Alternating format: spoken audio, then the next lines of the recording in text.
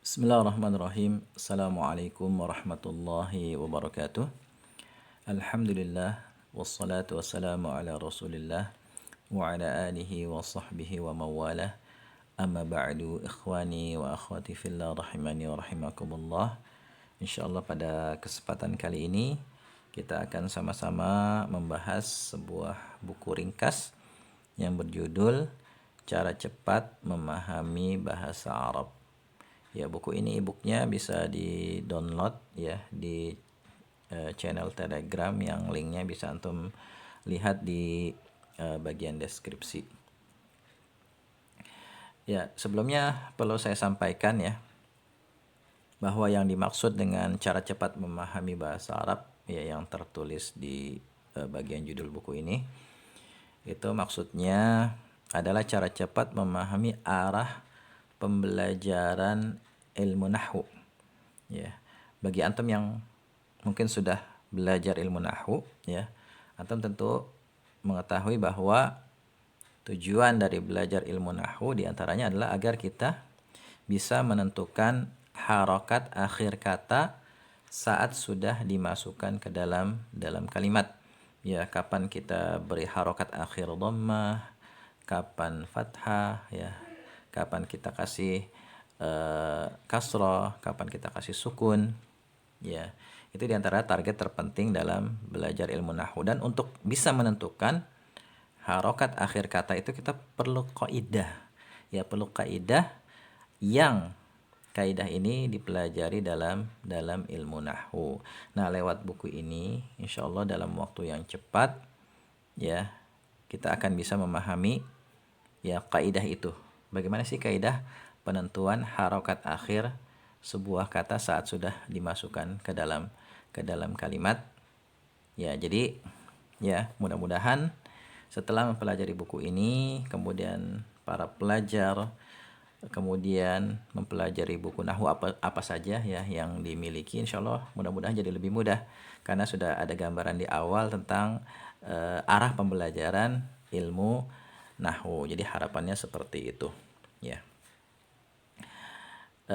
Kita masuk bab 1 ya tentang ilmu nahwu dan ilmu sharaf ya, ilmu nahwu dan ilmu sharaf, dan ini sudah umum ya bagi siapa saja yang baru mulai belajar bahasa Arab. Itu selalu ya secara umum ya yang dipelajari adalah ilmu nahwu dan ilmu sharaf. Ya, kenapa yang dipelajari awal pertama kali belajar bahasa Arab itu selalunya ilmu nahwu dan ilmu sharaf?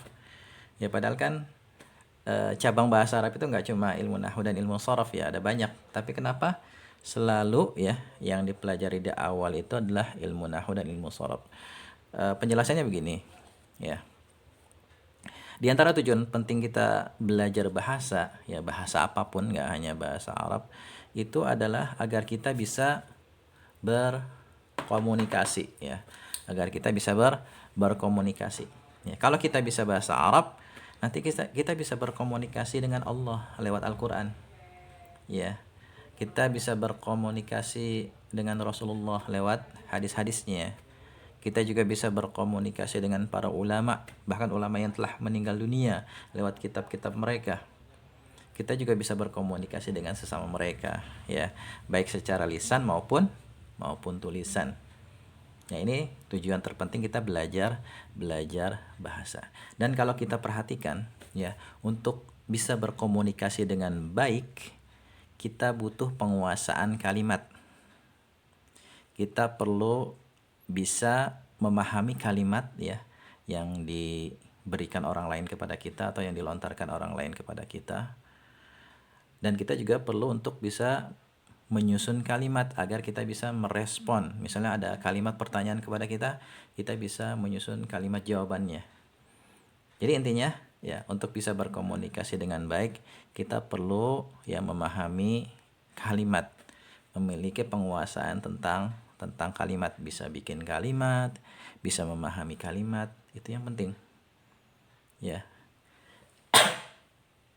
Nah, dalam bahasa Arab ya, untuk bisa memahami sebuah kalimat atau untuk bisa menyusun kalimat dengan baik dan benar, maka kita perlu belajar dua ilmu terlebih dahulu, yaitu ilmu nahwi atau biasa disebut ilmu nahwu dan ilmu sorfi yang biasa disebut dengan ilmu sorof. Dua ilmu inilah yang harus dikuasai kalau kita ingin bisa bikin atau menyusun kalimat ya menggunakan bahasa Arab yang benar sesuai kaidah. Oleh karena itulah ya di awal kali belajar bahasa Arab itu di mana-mana selalunya yang dipelajari adalah ilmu nahwu dan ilmu sorof. Lalu apa yang dimaksud dengan ilmu nahwu dan ilmu sorof itu? Ya, di dalam buku sudah saya jelaskan bahwasannya ilmu nahwu adalah ilmu yang mempelajari dua hal.